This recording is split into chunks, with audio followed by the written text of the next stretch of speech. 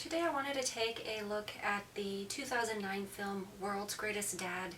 It was distributed by Magnolia Pictures and of course stars Robin Williams. This is a very interesting story in the sense that it is a dark comedy, but it has kind of a tragic sense to it as well. So we have Robin Williams playing an underappreciated teacher named Lance Clayton at a private school.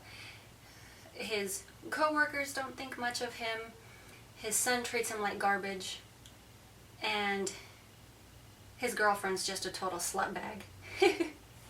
Which, I guess in some situations that kind of works out unless she's just stepping out on you, which, yeah. But his son, Kyle, is an absolute pervert, constantly talking about pornography, taking it to school with him. He eventually accidentally commits suicide due to autoerotic asphyxiation, which, I don't know, that's kind of a crazy thing to try out if you're still in high school, I think.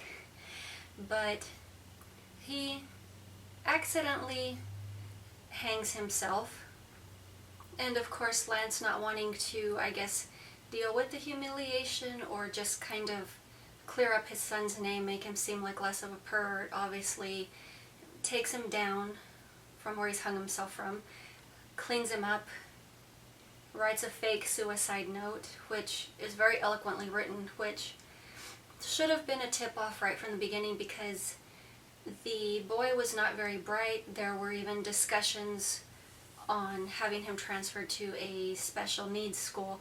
So that should have been the dead giveaway right from the beginning. Unfortunately, nobody really picked up on it, but he cleans up the boy, hangs him back up, calls the coroner, has all of that fun stuff sorted out.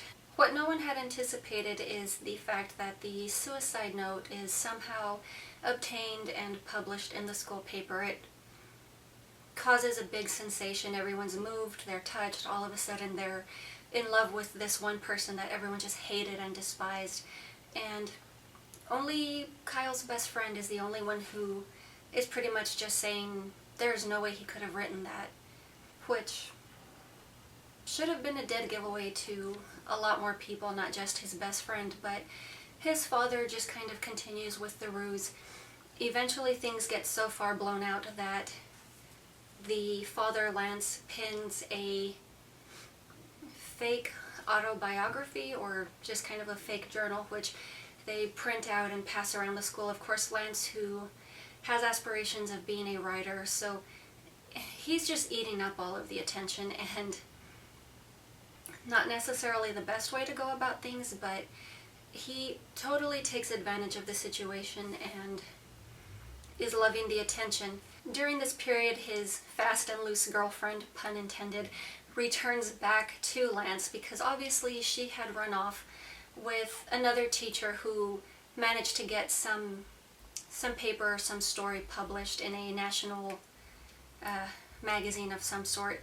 So she's obviously some sort of a glory hound, and ironically the only one who actually saw her for the slut that she was Kyle, and of course I guess he would know since he specializes in sluts. But she eventually quickly comes running back, and she's just eating up all of the attention that Lance is getting. They go on a national TV show or a talk show in which he talks about the fake autobiography.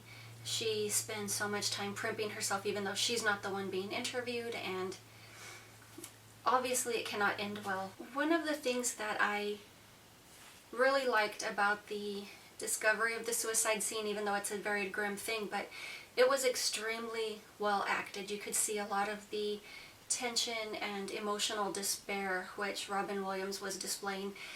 There was literally just so much emotion in his performance that you could actually see a vein bulging on his forehead.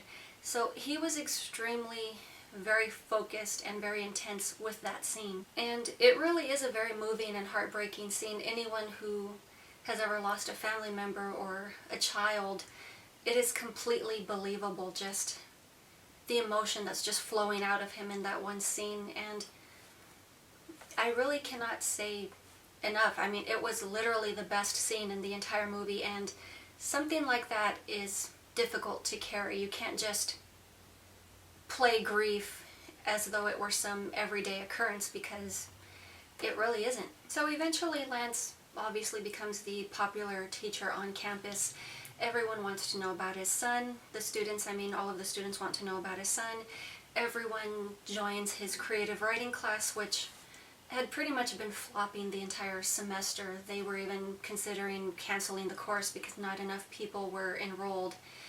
And he just kind of becomes somewhat of a, I guess, campus celebrity, just because everybody wants to give their condolences, as well as, I guess, they're just somehow weirdly impressed by this journal and suicide note which had been written by Kyle. So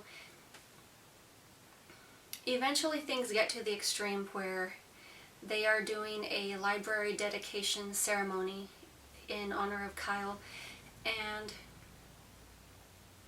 Bruce Hornsby is brought to perform in the ceremony because supposedly Kyle's favorite performer was Bruce Hornsby, which is just total BS. That was Lance's favorite performer, but he eventually just kind of confesses, and everything is just a downward slope from there. And the following scene is actually just very funny. Robin Williams just kind of walks out of the room, starts tearing through the hallways. He's literally just stripping his clothes off and streaking, heads to the pool, of course, climbs up and dives down. And this is actually just very symbolic because it's mentioned earlier that Lance's character used to compete on the school swim team, so it's just very symbolic. It's just the fact that he's not only freeing himself of the grief, the guilt, the lies, everything that he's pretty much created around him, but he's also just freeing himself in a sense that he's getting back to who he was. He's finding himself, and of course the water is always viewed as a purifier, a cleanser, so he's releasing himself of everything that he's been buried in, basically. But I think that's one of the key scenes in the film. Even though it is humorous, it's done kind of as a kiss-off, but it works on multiple levels for the film, and I think it works extremely well. The film does end on a positive note, though. Lance managed to form a friendship with his neighbor. They kind of watch zombie movies together, it's their thing, in addition to eating pot brownies. And of course Kyle's best friend has kind of been adopted as the surrogate son, I guess you could say. So Lance, in a sense, gets rid of all of the muck that's been around him, and he forms a more loving family than the one he originally had, which, considering everything he had been through, I'd say he's definitely entitled. But that is pretty much all I have for you guys today. I was just doing a quick and simple review, and I will talk to you later.